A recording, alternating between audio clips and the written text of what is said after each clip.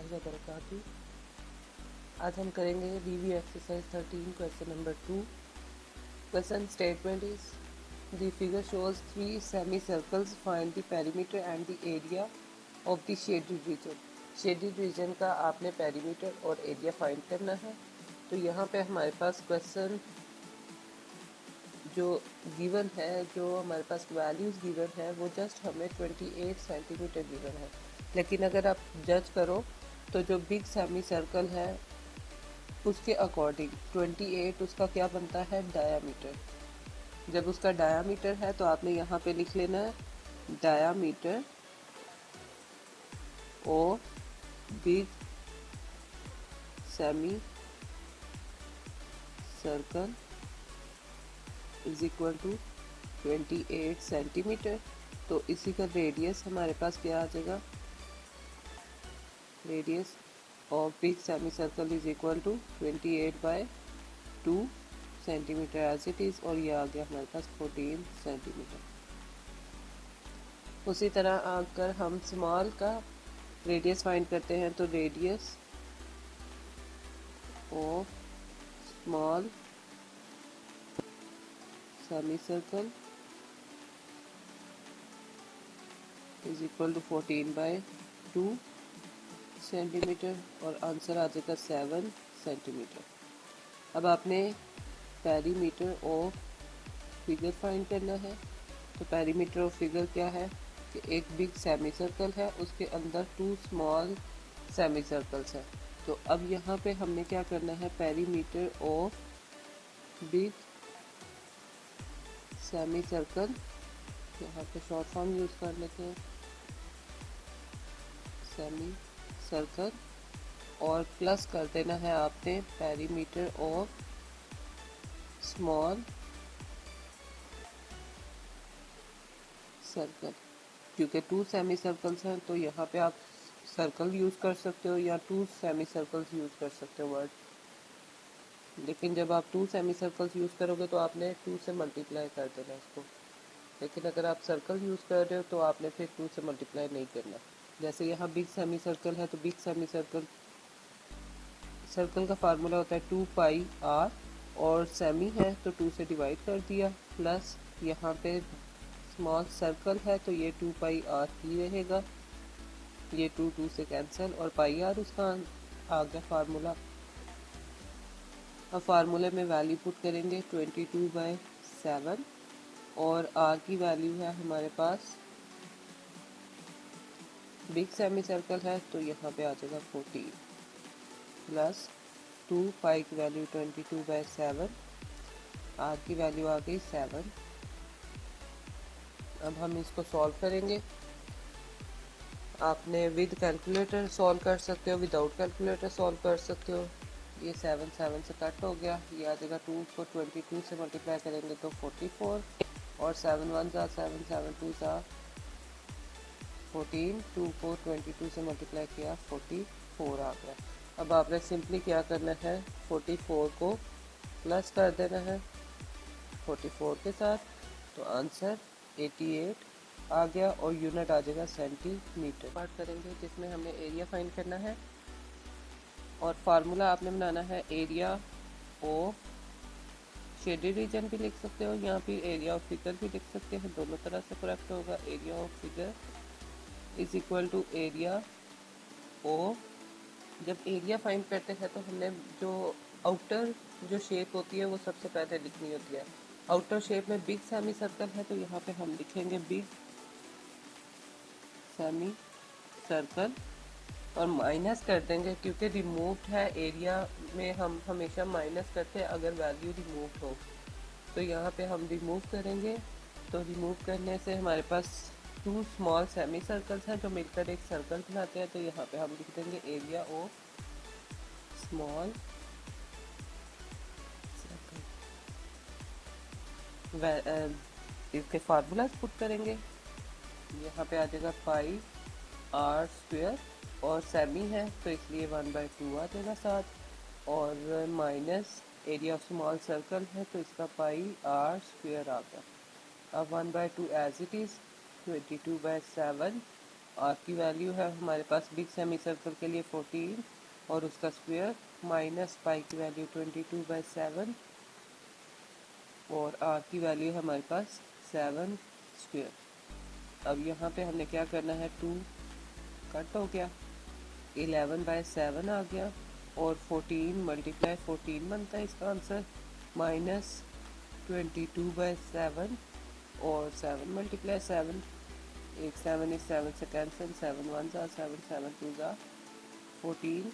तो यहाँ पे 2 को अगर 14 से मल्टीप्लाई करते हैं तो यहाँ पे आ जाएगा 28 माइनस 22 और 7। अब आपने क्या करना है, इनको मल्टीप्लाई करना है 11 को 28 के साथ, तो हमारे पास आंसर 308 आ जाएगा। और फिर 22 को अगर हम 7 से मल्टीप्लाई करते हैं तो आंसर 154 आ जाता है। माइनस करना है आपने, तो 308 में से माइनस कर दें 154, तो आंसर 154 आ जाएगा और यूनिट आ जाएगा हमारे पास centimetre square. Exercise 13 question number 8, statement is the area of trapezium is 36 centimeter square। Area given है, ट्रेपीजियम शेप है। अब ट्रेपीजियम शेप में एरिया गिवन है हमारे पास 36 सेंटीमीटर स्क्वायर और उसने कहा है जो परपेंडिकुलर डिस्टेंस है, परपेंडिकुलर डिस्टेंस मतलब जो पैरेलल लाइंस है उनके सेंटर में जो परपेंडिकुलर डिस्टेंस है मतलब 90 का एंगल बना रहा है और उसकी वैल्यू है 6 सेंटीमीटर। मतलब आपके पास हाइट गिवन है 6 सेंटीमीटर और आई पार्ट में कहा है if the length of these parallel sides are x centimetre and y centimetre. Parallel side की वैल्यू उसने दी हुई है, एक की x और एक की y, और कहा है find the value of x plus y। आपने सिंपली डाटा में लिख लेना p साइड 1 मतलब parallel side 1 is equal to x centimetre और parallel side 2 is equal to y centimetre. Next one is height is equal to 6 centimetre और area आपके पास given है 36 सेंटीमीटर स्क्वायर। अब एरिया का फार्मूला लगाएंगे, area is equal to 1/2 p side 1 plus p side 2 multiply by height.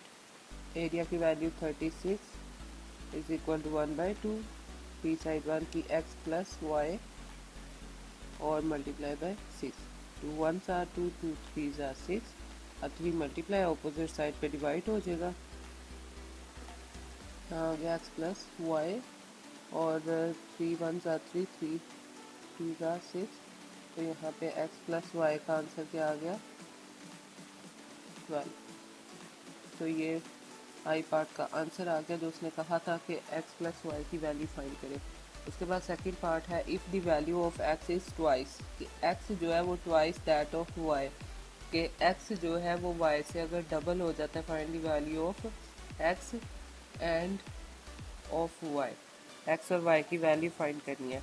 अब according two statement हमारे पास क्या है कि जो x है वो अगर डबल हो जाए, x is twice that of y,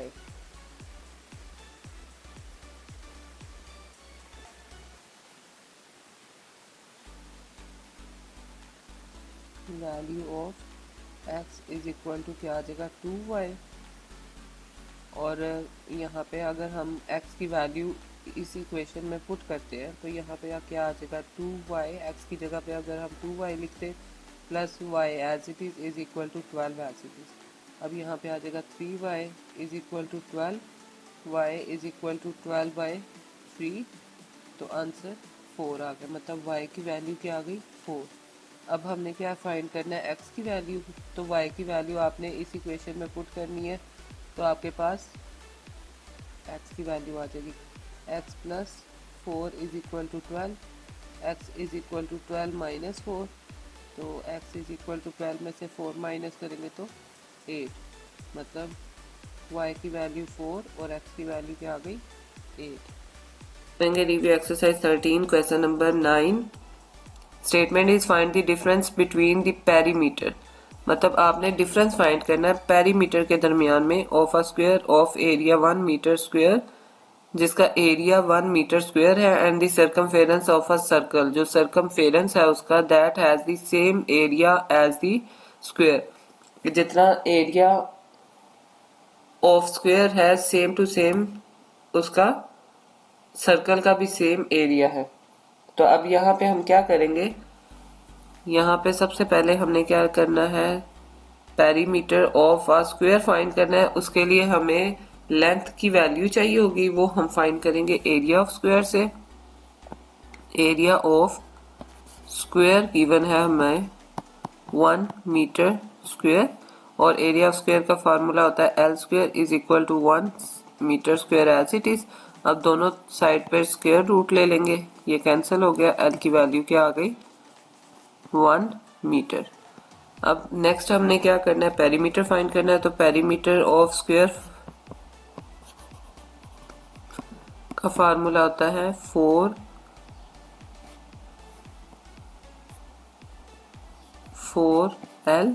4 as it is, और L की वैल्यू 1 मीटर है, तो यहाँ पे हमारे पास आंसर आ गया 4 मीटर। उसके बाद आपने पेरीमीटर फाइंड कर लिया स्क्वायर का, अब हमने पेरीमीटर ऑफ सर्कल फाइंड करना है। तो फार्मूला होता है 2 पाई आर, आर हमारे पास नहीं है, तो आर हम क्या फाइंड करेंगे, एरिया ऑफ सर्कल। उसने कहा था एरिया ऑफ सर्कल और एरिया ऑफ स्क्वायर दोनों की वैल्यू सेम है, तो यहाँ पे एरिया ऑफ सर्कल हमारे पास है 1 मीटर स्क्वायर।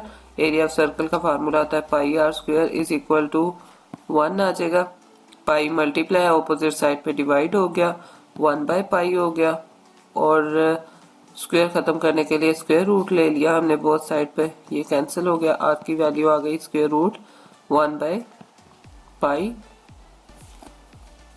उसके बाद सर्कमफेरेंस या पेरीमीटर ऑफ सर्कल दोनों सेम है, तो 2 पाई आर आ गया। 2 पाई की वैल्यू हमारे पास, पाई आप ऐसे एज इट इज भी रहने दे सकते हो आप, 2 यहाँ पे 22/7 भी पुट कर सकते हो, तो यहाँ पे आ जाएगा आर की वैल्यू 1 बाय पाई। आपने क्या करना है, इसको कैलकुलेटर पर सॉल्व करना है। यहाँ पाई पाई से कैंसिल नहीं होगा क्योंकि वो स्क्वायर रूट के अंदर है, तो आप इसको एज इट इज कैलकुलेटर पे लिखोगे 2 पाई ब्रैकेट स्क्वायर रूट 1 ABC पाई ब्रैकेट क्लोज, तो आंसर हमारे पास आएगा 3.5449 और यूनिट आ जाएगा मीटर। अब डिफरेंस फाइंड करना है आपने। डिफरेंस हमारे पास क्या आएगा, बड़ी में से छोटी वैल्यू माइनस करनी है, तो 4 हमारे पास बड़ी वैल्यू है, तो यहाँ पे हम क्या करेंगे 4 माइनस 3.5449।